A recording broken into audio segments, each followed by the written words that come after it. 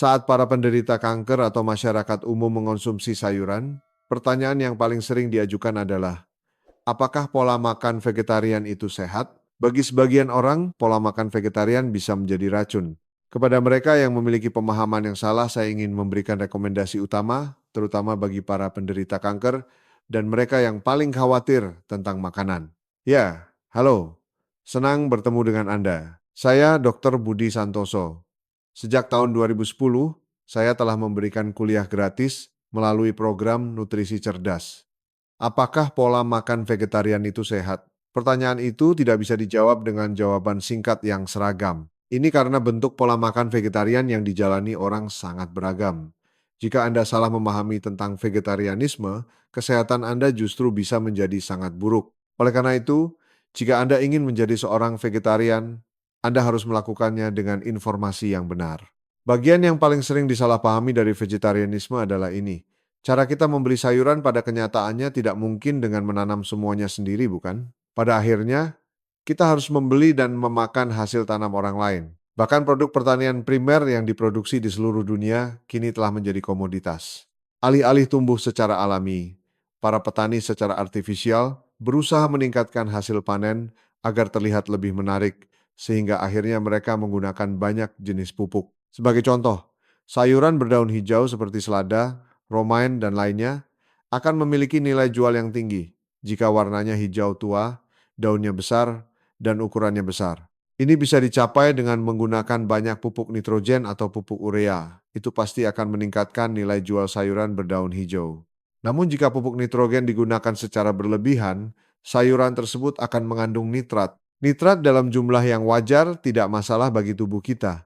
Tetapi jika nitrat dengan konsentrasi sangat tinggi masuk ke dalam tubuh dalam jangka waktu yang lama, nitrat ini akan bereaksi dengan asam amino di dalam tubuh kita dan membentuk nitrosamin yang merupakan karsinogen grup 1.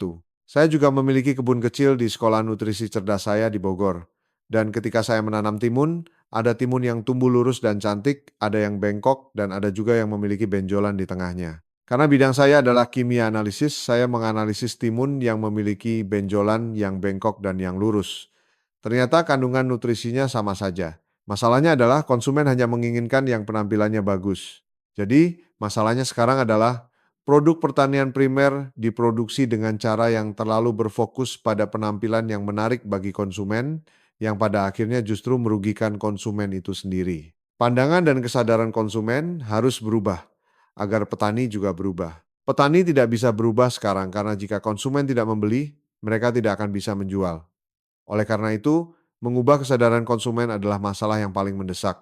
Seharusnya kita bisa membeli dan memakan sayuran yang tumbuh secara alami dengan uang kita sendiri, meskipun penampilannya kurang menarik. Namun, kita tidak tahu betapa kerasnya para petani berusaha secara artifisial untuk memproduksi sayuran yang cantik, seolah-olah itu adalah pabrik roti. Jadi, bahkan jika Anda seorang vegetarian, saya merekomendasikan untuk mengonsumsi sayuran yang diproduksi secara alami. Alasan terbesar mengapa pola makan vegetarian baik untuk kesehatan adalah karena sayuran dan buah-buahan mengandung mineral dan serat pangan yang paling beragam dan melimpah dibandingkan bahan makanan lainnya. Jika kita menganalisis bagian keras tubuh manusia seperti daging dan tulang, komposisi kimianya identik dengan komposisi tanah. Jika kita menganalisis cairan tubuh manusia, komposisinya identik dengan air laut. Ketika manusia meninggal, mereka kembali ke tanah. Jadi, semua nutrisi yang dibutuhkan manusia ada di dalam tanah, tetapi manusia tidak bisa memakan tanah itu. Itulah mengapa ada tumbuhan di bumi ini. Peran tumbuhan itu sederhana. Mereka menancapkan akarnya ke dalam tanah, memilih nutrisi yang dibutuhkan manusia dari dalam tanah, mengakumulasikannya di daun, buah, atau batangnya, dan menyampaikannya kepada kita. Jika kita menanam pohon apel dan pohon pir di tanah yang sama, kandungan nutrisi apel dan pir akan berbeda. Dengan kata lain, semua sayuran dan buah-buahan di bumi ini berperan memilih, mengakumulasi, dan menyampaikan semua nutrisi yang dibutuhkan manusia dari dalam tanah kepada kita. Oleh karena itu, sayuran dan buah-buahan adalah cara terbaik untuk memasok mineral, serat pangan, dan semua nutrisi bagi manusia. Saat penderita kanker atau orang sehat mengonsumsi sayuran, mereka cenderung menyukai daun dan buah. Daunnya lembut dan buahnya manis dan lezat. Namun saat makan sayuran, Anda harus selalu mengonsumsi semuanya secara utuh. Akar, batang, daun, dan buah. Ini bukan berarti Anda harus memakan akar, daun, batang, dan buah dari satu jenis sayuran. Maksud saya, apapun jenis sayurannya, ada banyak jenis akar seperti wortel, lobak, dan bit, bukan? Lalu ada buah-buahan seperti tomat, persik, dan apel. Daun seperti romain, selada, dan kale juga banyak. Batang seperti lobak muda dan lainnya. Sebaiknya Anda mengonsumsi semuanya secara merata. Tetapi kebanyakan orang lebih banyak makan daun dan buah. Ini akan merusak keseimbangan nutrisi, karena setiap bagian memiliki nutrisi yang berbeda. Jangan hanya makan daun karena lembut atau hanya makan buah karena enak. Kita harus makan semuanya secara merata, akar, batang, daun, dan buah. American Cancer Society memiliki slogan resmi, jika Anda makan 5 warna sayuran atau buah setiap hari, Anda tidak akan pernah terkena kanker. Mari kita makan sayuran dan buah 5 warna setiap hari. Dan ingatlah untuk makan akar, batang, daun, dan buah secara merata. Orang Korea suka sekali makan dalam jumlah banyak. Karena itu, mereka membuat jus sayuran dan menenggaknya. Padahal bagian terbaik dari sayuran justru ada pada ampas seratnya setelah dijus. Anda harus selalu makan secara utuh. Membuat jus saja dan membuang ampasnya adalah kebiasaan yang tidak baik. Sebaiknya ampas itu dicampur kembali dan dimakan bersama. Saya tidak merekomendasikan minum jus sayuran dalam jumlah berlebihan untuk jangka panjang. Meskipun dalam jumlah sedikit untuk sementara waktu tidak masalah. Alasannya seperti yang saya sebutkan tadi. Sayuran tidak hanya jusnya, tetapi juga serat pangannya harus dikonsumsi bersamaan agar benar-benar baik untuk kesehatan usus kita. Namun, sekarang orang membuang semua seratnya dan hanya memeras jusnya. Mengapa? Agar bisa minum lebih cepat, lebih banyak, dan lebih mudah. Di dunia ini, tidak ada yang mudah dan sekaligus baik. Porsi harian untuk setiap orang berbeda-beda. Cara terbaik yang saya rekomendasikan adalah jumlah sayuran yang paling pas untuk tubuh Anda adalah sebanyak yang bisa Anda kunyah dan makan dengan mulut Anda sendiri. Sebagai contoh, para pemirsa yang sedang menonton siaran ini, berapa banyak apel yang bisa Anda makan dalam sekali duduk? Anda tidak bisa makan 2 atau 3 buah. Berapa banyak selada yang bisa Anda makan? Artinya, cukup makan sebanyak yang bisa Anda kunyah perlahan. Jika Anda membuat jus, Anda akan minum lebih banyak, bukan? Pada akhirnya, berlebihan juga bukan cara yang baik. Jadi, kunyahlah sedikit demi sedikit setiap hari, penuhi perut Anda dengan sayuran terlebih dahulu, baru kemudian nasi. Itu adalah cara makan yang sangat sehat. Jika kita menganggap makanan yang tidak dipanaskan sebagai makanan mentah dan yang dipanaskan sebagai makanan matang, perbedaan terbesar antara keduanya adalah daya cerna. Makanan mentah sulit dicerna. Makanan matang mudah dicerna karena dinding selnya sudah dipecah oleh panas. Jadi, setiap individu harus memilih sendiri. Orang yang sulit mencerna sebaiknya makan makanan matang, dan yang mudah mencerna bisa makan makanan mentah.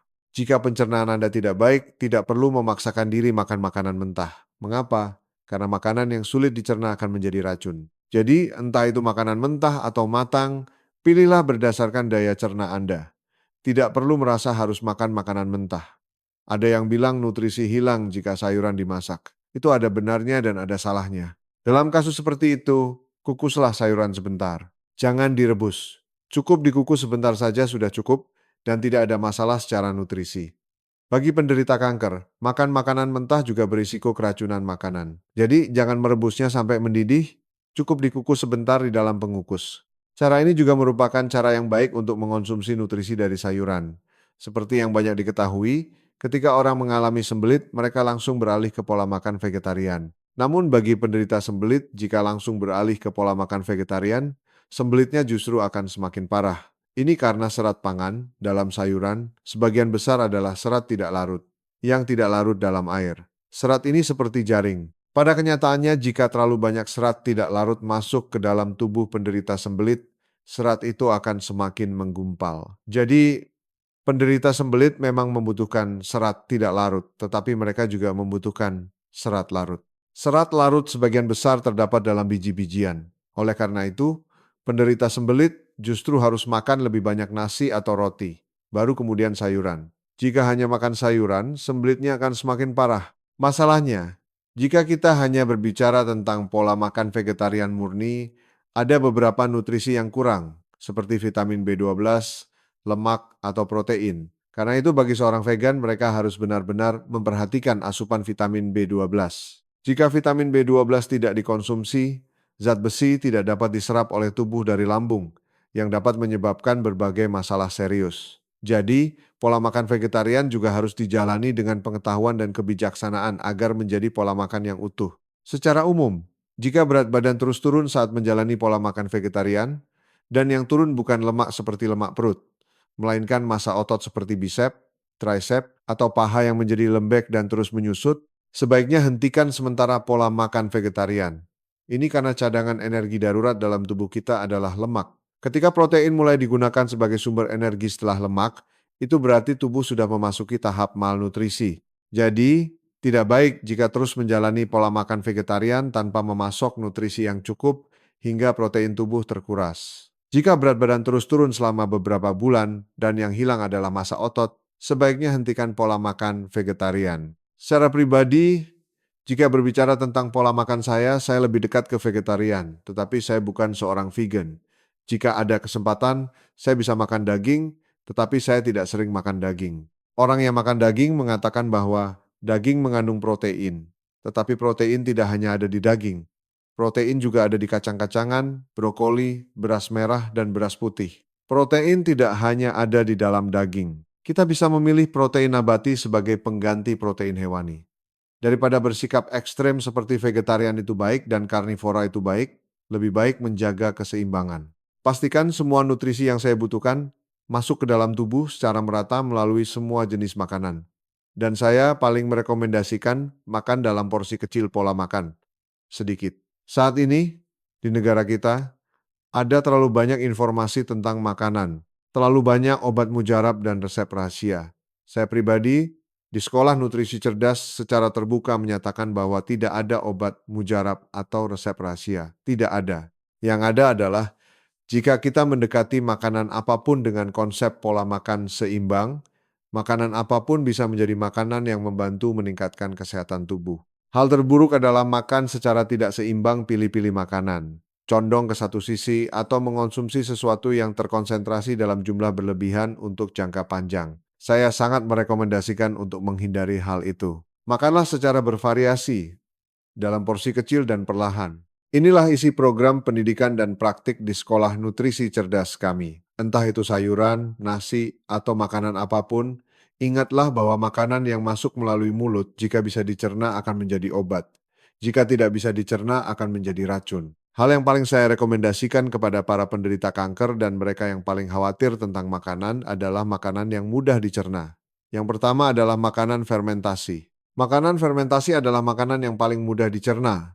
Jadi jika Anda mulai memilih dan mengonsumsi makanan fermentasi sedikit demi sedikit mulai sekarang, saya yakin kesehatan Anda akan jauh lebih baik. Pertama, makanlah secara utuh. Makan akar, daun, batang, dan buahnya. Kedua, makanlah sebanyak yang bisa Anda kunyah di mulut. Ketiga, jika sulit dicerna, kukuslah. Demikian ringkasan cara makan sayuran. Para penderita kanker sering sekali menanyakan hal ini. Apakah boleh minum kopi satu cangkir saja sehari? Baik atau tidak? Intinya baik atau tidak untuk kesehatan, kan? Rasa gurih, manis, hambar, atau asam, mana yang lebih baik? Saya sudah meneliti kopi selama hampir 10 tahun. Tepatnya dari tahun 2014 hingga 2017, selama 3 tahun, saya menerima permintaan dari pemerintah untuk meneliti analisis zat karsinogen pada semua kopi komersial yang dijual di pasaran. Saat itu saya tidak minum kopi, tetapi setelah menganalisis kopi, saya merasa sedikit aneh. Mengapa kopi komersial yang saya analisis dan terbukti mengandung zat karsinogen bisa beredar di pasaran tanpa menjadi isu? Hal itu membuat saya sangat penasaran. Sejak saat itulah penelitian saya tentang kopi benar-benar dimulai. Masalahnya adalah pembicaraan tentang zat karsinogen pada kopi. Kopi itu sendiri bukanlah karsinogen. Zat karsinogen terbentuk pada kopi karena pengelolaannya yang salah. Pertama, dalam proses distribusi atau penyimpanan biji kopi mentah. Green bean. Kopi adalah produk pertanian, bukan? Jika produk pertanian disimpan di tempat yang panas dan lembab, akan tumbuh jamur, jamur ochratoxin. Jamur ini disebut karsinogen grup 1, zat yang sangat unik yang dapat menyebabkan kanker. Oleh karena itu, ada atau tidaknya zat karsinogen pada kopi sangatlah penting. Racun jamur tidak hilang meskipun dipanaskan dengan suhu tinggi. Adanya zat karsinogen yang muncul saat roasting kopi juga sudah terbukti secara ilmiah. Jika kopi di roasting dengan kuat dark roast, karena biji kopi mengandung banyak minyak, minyak yang terbakar akan menghasilkan zat bernama benzopiren, karsinogen grup 1. Aroma dan rasa kopi yang kita kenal baru terbentuk saat proses roasting. Lihatlah biji kopi mentah, tidak ada rasanya sama sekali, bahkan berbau langu. Namun saat di roasting, aroma dan rasa kopi terbentuk. Dan dalam proses itulah zat karsinogen juga terbentuk. Tergantung cara merosting, jumlah zat karsinogen bisa sangat banyak atau tidak ada sama sekali. Yang saya bicarakan sekarang adalah hasil analisis saya selama 3 tahun terhadap semua jenis kopi komersial yang dijual di pasaran, mulai dari kopi kaleng, kopi instan, hingga kopi dari biji yang dijual di kafe. Faktanya, banyak kopi yang mengandung zat karsinogen dalam jumlah yang cukup tinggi saat ini beredar di pasaran. Saat ini, konsumen tidak punya cara untuk mengetahui hal ini. Tidak ada cara bagi konsumen untuk membedakannya. Pada akhirnya, para produsen kopi, industri kopi, dan para ahli kopi harus mengelola dan mendistribusikan biji kopi mentah dengan baik. Kedua, saat merosting biji kopi, jangan hanya fokus pada rasa dan aroma, tetapi juga harus meneliti metode roasting yang menghasilkan zat karsinogen paling sedikit. Namun, sejauh yang saya tahu dan dengar, industri kopi saat ini tampaknya tidak terlalu peduli. Saya sudah mencoba meyakinkan industri kopi di sekitar saya, tetapi tidak berhasil, sehingga saya akhirnya membeli sendiri mesin roasting seharga ratusan juta rupiah. Saya sudah merosting sendiri selama lebih dari 7 tahun. Dari pengalaman saya, ternyata sangat mungkin untuk membuat kopi sehat dengan zat karsinogen paling sedikit tanpa mengorbankan rasa dan aroma. Karena itu ada caranya. Saya berharap industri kopi dan para ahli lainnya juga mau berusaha. Setiap kali topik ini muncul, pembicaraan tentang jumlah konsumsi pasti ikut dibahas. Masalahnya, jika kita menghitung asupan akrilamida, zat karsinogen yang terbentuk saat roasting, orang akan berkata kita harus minum entah berapa kilogram kopi sehari. Namun, masalahnya akrilamida tidak hanya ada di kopi. Zat ini juga ada di sereal, biskuit, roti, dan kentang goreng. Hampir semua makanan instan yang kita makan mengandungnya. Biasanya, orang yang minum kopi juga sering makan kentang goreng, sereal, dan biskuit. Tidak ada yang tahu berapa total jumlah yang masuk ke tubuh. Oleh karena itu, kita harus berusaha untuk meminimalkan asupan zat karsinogen dari kopi. Kita tidak hanya minum kopi, kan? Karena kita tidak tahu berapa total asupan dari semua makanan. Masalahnya bukan pada jumlah konsumsi seperti minum 100 cangkir atau 200 cangkir sehari, tetapi upaya untuk mengurangi sebanyak mungkin yang lebih penting. Pertanyaan ini paling sering saya terima. Para penderita kanker sering sekali bertanya, bolehkah saya minum 1 cangkir kopi saja sehari? Baik atau tidak? Saya telah menganalisis kopi komersial yang dijual di pasaran, dan di antaranya ada yang banyak mengandung zat karsinogen dan ada yang tidak. Sebenarnya bagi penderita kanker, minum 1 cangkir kopi sehari tidak akan menjadi masalah besar. Namun, saya tidak bisa dengan percaya diri menyuruh mereka minum kopi yang mungkin mengandung zat karsinogen. Oleh karena itu, jika Anda memiliki penyakit, misalnya penderita kanker, saya rasa tidak ada masalah jika Anda minum sekitar 1 cangkir kopi yang diencerkan, tidak pekat, untuk menikmati aromanya. 1 cangkir kopi encer tidak akan menjadi masalah. Sekarang, tentang kopi dingin atau kopi panas, itu adalah preferensi pribadi. Seperti yang Anda tahu, ada istilah beku pun tetap minum es americano. Mungkin di seluruh dunia, negara kita adalah yang paling banyak mengonsumsi es americano bahkan di musim dingin. Minum 1 atau 2 cangkir es kopi di musim panas tidak masalah. Tetapi saya tidak merekomendasikan minum es kopi di musim dingin. Ini karena ketika es kopi masuk ke dalam tubuh, ia akan menurunkan suhu tubuh secara keseluruhan. Penurunan suhu tubuh pasti akan menurunkan sistem kekebalan tubuh. Ketika sistem kekebalan tubuh turun, semua penyakit mulai dari flu hingga kanker bisa muncul. Jadi, saya pribadi berpikir tidak apa-apa minum 1 atau 2 cangkir es americano di musim panas, tetapi minum es americano bahkan di musim dingin, dan terus-menerus mengonsumsi makanan dingin adalah kebiasaan yang sangat buruk dan harus diubah. Akhir-akhir ini, rasa kopi yang orisinal dan khas adalah yang gurih dan manis. Namun sebagai tandingannya, kopi dengan rasa asam mulai populer. Masalahnya bagian yang disebut memiliki keasaman bisa dipahami seperti ini. Di antara apel di negara kita ada apel Fuji dan ada apel Hong-Oke. Apel Hong-Oke sangat asam manis, sedangkan Fuji lebih manis. Jadi bahkan untuk buah yang sama seperti apel, tergantung pada varietasnya. Ada yang rasanya kuat asam dan ada yang kuat manis. Kopi juga sama, tergantung pada daerah dan varietasnya. Ada kopi yang kuat rasa asamnya dan ada yang kuat rasa manisnya. Jadi, ini bukan soal mana yang lebih baik, tetapi soal memilih berdasarkan selera. Masalahnya, rasa asam pada kopi sebagian besar berasal dari asam organik. Asam organik ini akan menguap dan hilang jika di roasting pada suhu tinggi. Oleh karena itu, kopi yang memiliki rasa asam harus di roasting dengan ringan. Light roast. Beberapa orang berkata, kami merosting kopi kami dengan sangat ringan, jadi kopi kami memiliki keasaman dan tidak ada zat karsinogen. Justru sebaliknya, kopi seperti itu menghasilkan lebih banyak akrilamida, karsinogen grup 2.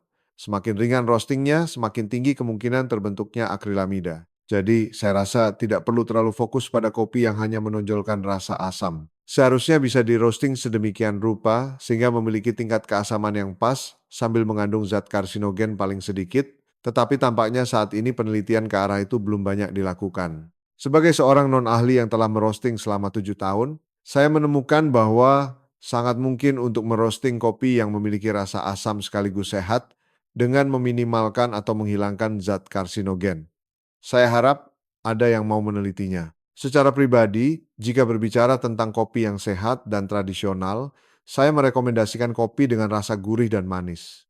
Biasanya, kopi memiliki dua sisi. Kopi mengandung kafein, yang merupakan sejenis stimulan. Ketika saya lelah atau sulit berkonsentrasi, kafein membantu saya untuk lebih fokus dan terjaga. Namun masalahnya, jika mengonsumsi kafein secara berlebihan, bisa timbul gejala adiksi. Kedua, kafein memang membuat terjaga, tetapi ia hanya membuat kita merasa tidak lelah, bukan menghilangkan kelelahan.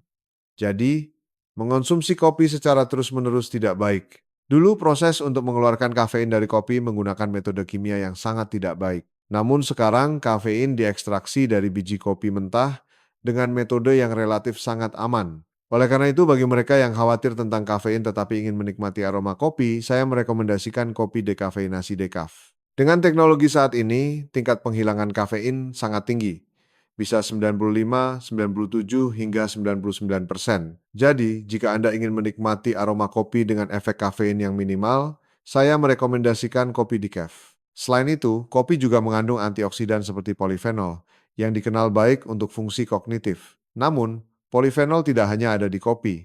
Semua jenis sayuran dan buah berwarna mengandung polifenol. Koklat mengandung polifenol, begitu juga blueberry, apel, stroberi, dan berbagai sayuran dan buah berwarna lainnya. Jadi, kita tidak bisa mengatakan bahwa hanya polifenol dari kopi yang baik. Salah satu polifenol yang paling banyak di kopi adalah asam klorogenat, yang pernah populer karena dianggap baik untuk diet. Beberapa orang bahkan mengonsumsinya secara terpisah. Saya rasa tidak perlu terlalu melebih-lebihkan kandungan polifenol dalam kopi. Mencegah kanker dengan kopi sepertinya terlalu berlebihan. Saya rasa tidak begitu. Kopi pada akhirnya harus dilihat sebagai salah satu jenis makanan yang disukai oleh orang tertentu, bukan sebagai sesuatu yang bisa mencegah kanker. Itu terlalu melebih-lebihkan. Mengenai satu cangkir kopi sehari baik untuk kesehatan, saya pribadi berpikir efek psikologisnya lebih besar. Rasa nyaman secara psikologis dan efek positif lainnya yang timbul dalam tubuh saat mencium aromanya membuat saya berpikir positif tentang hal itu. Siapa yang sebaiknya tidak minum kopi? Pertama, orang yang sulit tidur di malam hari, tentu saja. Kedua, orang dengan asam lambung berlebih yang sering merasa mulas setelah makan, atau yang mengalami reflux esofagus. Orang yang terlalu sensitif juga sebaiknya menghindari kopi. Namun, daripada melarang sama sekali, minum sedikit dalam bentuk encer untuk menikmati aromanya tidak masalah. Hanya saja, jangan berlebihan. Maksud dari minum kopi membuat nutrisi hilang adalah karena kafein memiliki efek diuretik. Setelah minum kopi, kita cepat ingin ke toilet untuk buang air kecil. Anda tidak perlu khawatir tentang nutrisi yang hilang karena minum kopi, tetapi karena air yang keluar. Penting untuk mengonsumsi air dalam jumlah yang cukup. Berdasarkan pengalaman saya meneliti dan meroasting kopi selama 7,8 tahun ini, jika Anda menikmati 1 atau 2 cangkir kopi encer sehari, tidak perlu terlalu khawatir. Namun, jika Anda minum banyak kopi, katakanlah 3, 4, atau 5 cangkir sehari, maka Anda harus mulai memperhatikan hal-hal seperti racun jamur, karsinogen dari proses roasting, residu pestisida, atau logam berat.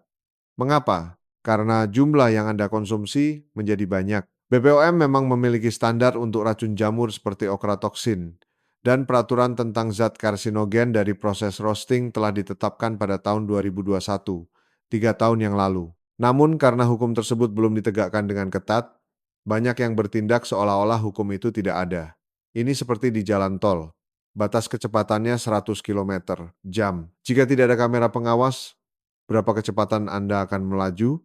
Karena hukum tidak ditegakkan dengan kuat, saat ini orang-orang tidak memperhatikannya seolah-olah hukum itu tidak ada. Pertanyaannya adalah, berapa banyak kamera pengawas yang akan dipasang di jalan tol?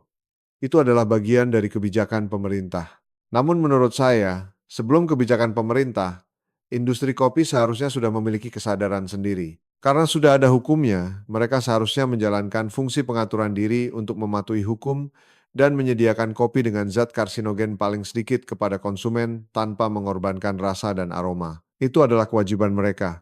Saya terus menyarankan ini, tetapi sepertinya tidak didengarkan dengan baik.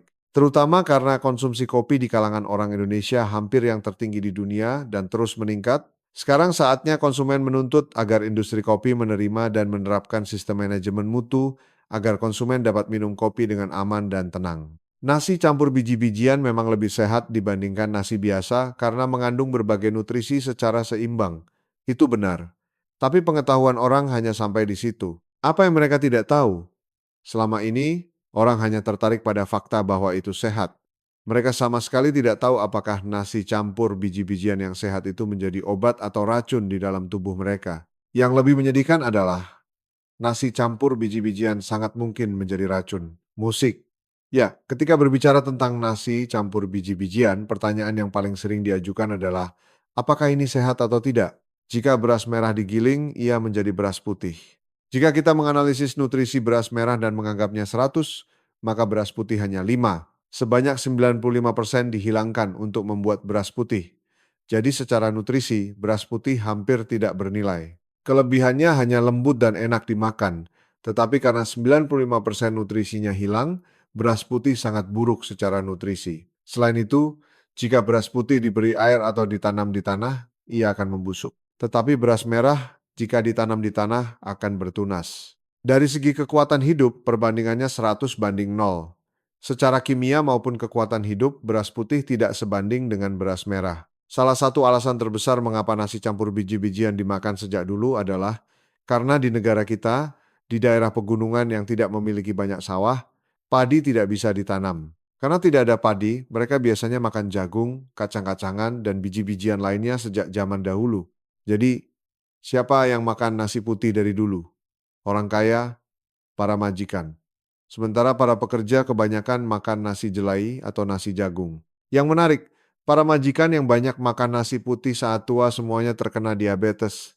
Sementara para pekerja yang banyak makan nasi campur biji-bijian dan bekerja keras justru hidup dengan tubuh yang sangat sehat. Sungguh kontras, bukan? Keuntungan terbesar dari nasi campur biji-bijian secara nutrisi adalah kandungan berbagai nutrisi yang merata. Saat kita hanya makan nasi dari beras atau hanya dari jelai, nutrisi yang masuk terbatas. Tetapi nasi campur biji-bijian mengandung berbagai jenis biji-bijian, sehingga berbagai nutrisi masuk secara merata.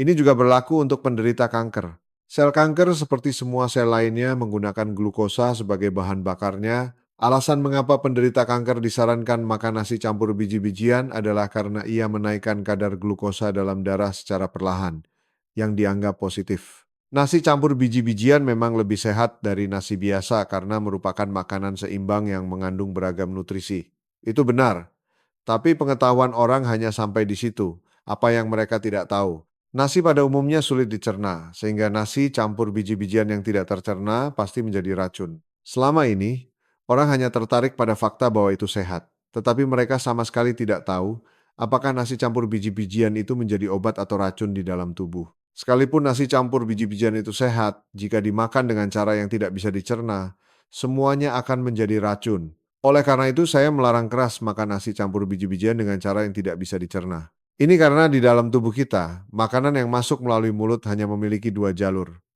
Satu, dicerna dan diserap oleh tubuh. Dua, tidak dicerna, masuk ke usus besar, dan membusuk selama 1 atau 2 hari sampai keluar sebagai feses, menjadi racun. Jadi, makanan apapun, jika dimakan dengan cara yang tidak bisa dicerna, semuanya akan menjadi racun. dan hanya jika dimakan dengan cara yang bisa dicerna, ia akan menjadi obat. Namun nasi campur biji-bijian yang Anda nikmati saat ini adalah makanan yang sulit dicerna.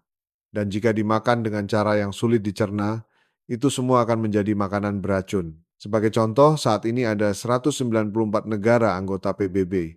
Di antara 194 negara itu, peringkat penderita kanker usus besar di Indonesia ada di mana? Saat ini, ada 45 penderita kanker usus besar per 100.000 penduduk. Di antara 194 negara di dunia, kita berada di peringkat teratas. Apa artinya? Kesehatan usus di negara kita adalah yang terburuk. Tentu ada penyebabnya. Penyebab pertama dari segi makanan adalah konsumsi daging yang berlebihan. Kedua, dari segi kebiasaan, adalah banyak makan makanan yang sulit dicerna. Karena dua penyebab ini, kita menjadi nomor satu di dunia untuk penderita kanker usus besar. Yang lebih menyedihkan, jumlah penderita kanker usus besar di kalangan anak muda usia 20, 30, dan 40 kosong juga nomor satu di dunia. Ini sangat serius. Bagi penderita kanker, makan nasi campur biji-bijian memang lebih baik secara nutrisi. Tapi masalahnya apa? Setelah makan, perut terasa kembung dan sulit dicerna. Kedua, ciri orang yang pencernaannya buruk adalah bau kentut atau fesesnya menjadi sangat busuk. Gas di usus juga banyak. Fenomena ini adalah tanda pencernaan yang buruk. Cara makan nasi campur biji-bijian yang benar sebenarnya sangat sederhana, tetapi kita terlalu meremehkannya.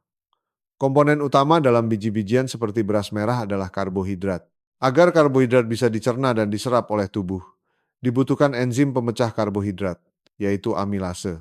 Enzim ini hampir tidak diproduksi di lambung, melainkan hanya terdapat di dalam air liur. Kapan air liur keluar? Saat kita mengunyah. Orang Indonesia karena ingin cepat keluar dari kemiskinan dan kelaparan serta cepat sukses, terlalu mengabaikan waktu makan. Mereka makan cepat-cepat untuk pergi bekerja. Anak-anak makan cepat-cepat untuk pergi ke bimbingan belajar agar dapat nilai lebih tinggi dan masuk universitas bagus. Karena makan dengan cepat, air liur tidak keluar banyak. Makanan yang tidak tercampur air liur akan masuk ke usus dan tidak tercerna, lalu membusuk sampai keluar sebagai feses. Jadi, saat makan nasi campur biji-bijian, yang pertama harus dilakukan adalah mengunyahnya. Kunyahlah perlahan. Jika Anda tidak yakin bisa mengunyah nasi campur biji-bijian dengan perlahan, saya tidak merekomendasikannya, karena itu akan menjadi racun. Seberapa perlahan itu relatif bagi setiap orang, tetapi di sekolah nutrisi cerdas yang saya kelola, minimal nasi harus dikunyah sekitar 50 kali.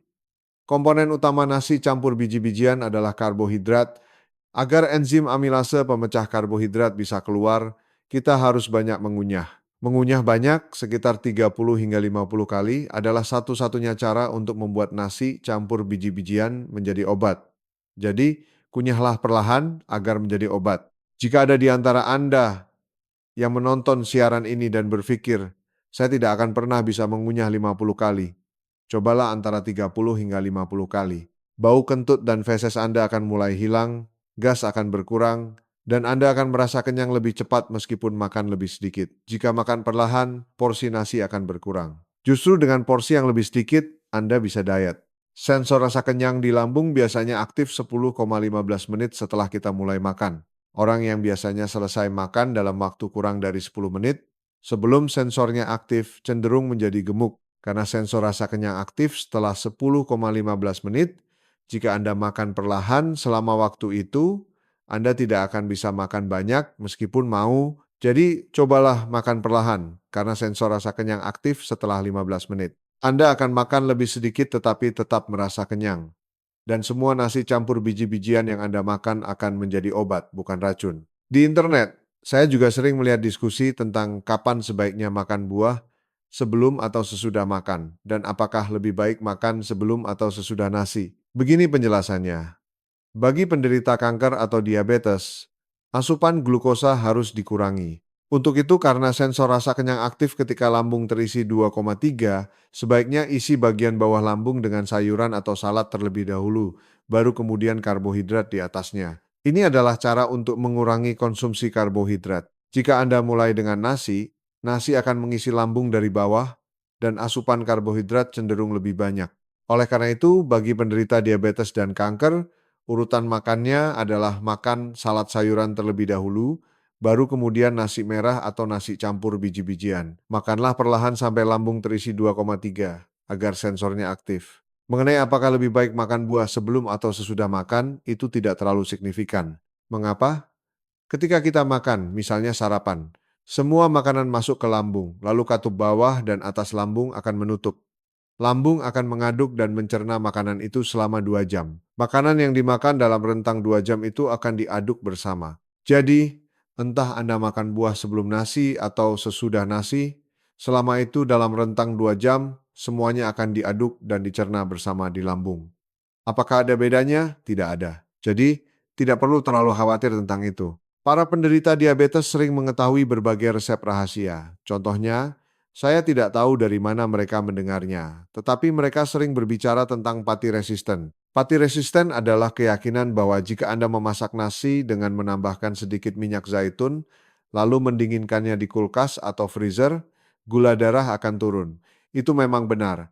Jika Anda menambahkan minyak zaitun saat memasak nasi lalu mendinginkannya, struktur karbohidratnya akan berubah menjadi sulit dicerna. Misalnya, dari 100 gram nasi yang dimakan, hanya 50 gram yang terurai. Itulah sebabnya penderita diabetes menyukai pati resisten. Tapi masalahnya, kemana perginya 50 gram yang tidak tercerna itu? Tentu saja ke usus besar. Itu justru akan memperburuk kondisi usus besar. Jadi, itu bukan hanya cara untuk tidak menaikkan gula darah, tetapi juga cara untuk merusak usus besar. Seharusnya dari awal makan saja 50 gram. Mengapa makan 100 gram lalu mencari berbagai cara agar gula darah hanya naik 50? Tidak ada cara seperti itu. Pengelolaan gula darah mutlak harus dengan mengurangi asupan karbohidrat. Pati resisten tidak terlalu positif bagi penderita diabetes. Jangka pendeknya memang gula darah tidak naik banyak, tetapi jangka panjangnya bisa menjadi penyebab kerusakan kesehatan usus. Secara umum, banyak orang mengonsumsi produk yang disebut enzim. Salah satu pemikiran yang salah adalah enzim bukanlah nutrisi. Enzim adalah katalisator yang diperlukan untuk membuat nutrisi. Contohnya, saat kita membuat sikie minuman beras manis Korea, kita mulai dengan nasi kukus. Lalu kita tambahkan iod gireum. Nasi kukus yang merupakan karbohidrat akan berubah menjadi glukosa dan jadilah sikie. Dalam hal ini yang menjadi enzim adalah mol tersebut. Enzim-enzim ini adalah enzim pencernaan, seperti amilase yang memecah karbohidrat, protease yang memecah protein, dan lipase yang memecah lemak. Produk-produk yang mengandung enzim ini seringkali dianggap sebagai nutrisi, padahal bukan. Jika Anda sulit mencerna nasi campur biji-bijian, enzim ini bisa sedikit membantu, tetapi jangan dikonsumsi setiap hari. Saya tidak merekomendasikan konsumsi setiap hari, terutama enzim dari fermentasi biji-bijian. Meskipun baik untuk membantu saat pencernaan buruk, jika dikonsumsi setiap hari akan mengurangi produksi enzim pencernaan alami tubuh kita. Jadi, jangan terlalu percaya pada produk enzim ini. Saat memasak nasi, sebaiknya jangan terlalu keras. Tetapi masaklah hingga benar-benar pulen. Memanaskannya lebih lama berarti membuatnya lebih mudah dicerna. Agar enzim amilase yang memecah karbohidrat bisa keluar, Anda harus banyak mengunyah agar air liur keluar banyak.